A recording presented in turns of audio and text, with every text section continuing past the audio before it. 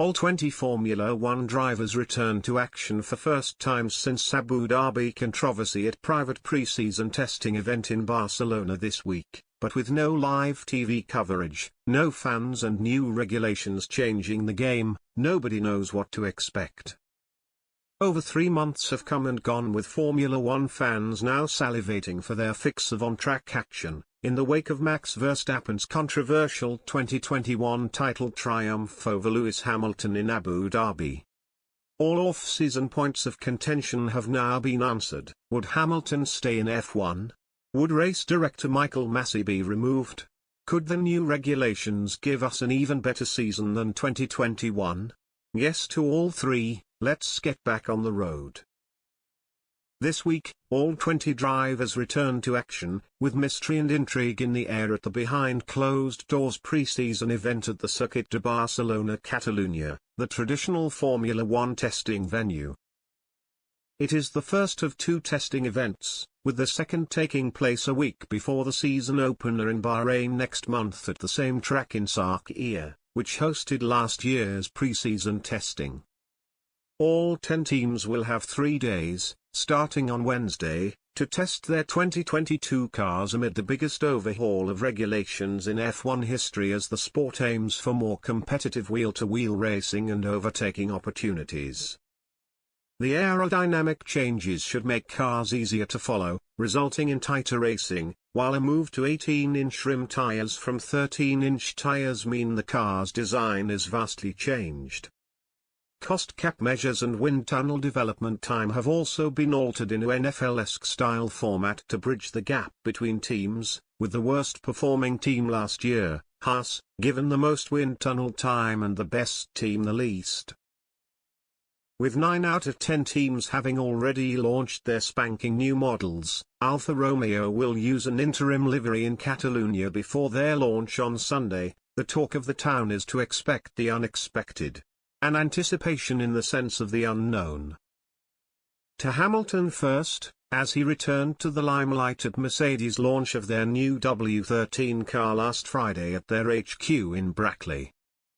The 7-time world champion only returned to social media, for the first time since Abu Dhabi qualifying, at the beginning of February, easing rumors about a dramatic exit. Though he admitted he lost a little bit of faith after a record-breaking 8th title was snatched from his grasp at Yas Marina, the 37-year-old looked rejuvenated in front of the cameras and ready to go again. Alongside him in 2022, 14 years his junior, is George Russell after his long-in-the-pipeline move from Williams. The dynamic between the pair will be one of the storylines of the season, and testing this week gives a first glimpse on the track.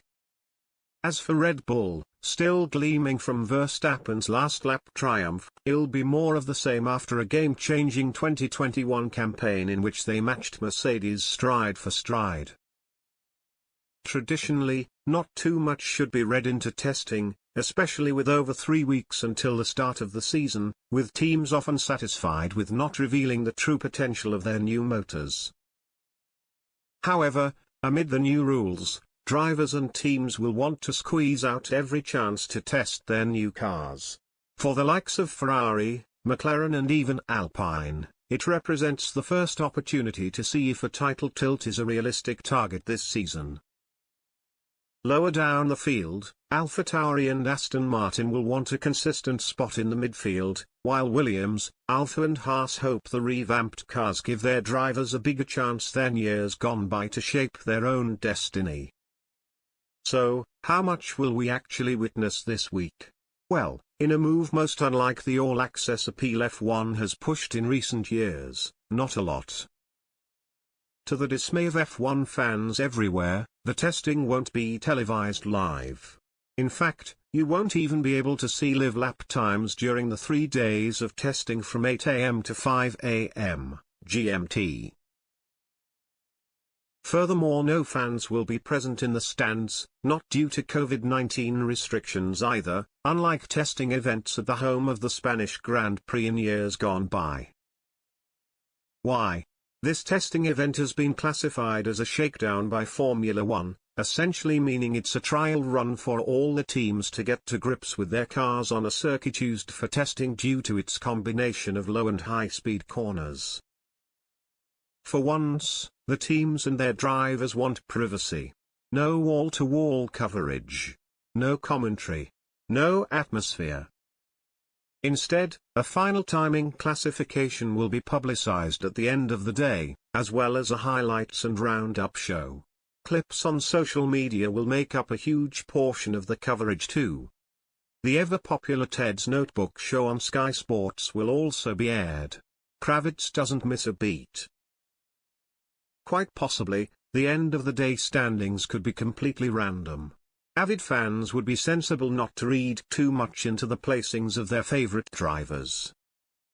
Mercedes boss Toto Wolff said last week that he is not discounting any teams from running at the front in 2022, with 40-year-old two-time world champion Fernando Alonso, at Alpine, openly admitting he is still in the sport because of this year's changes.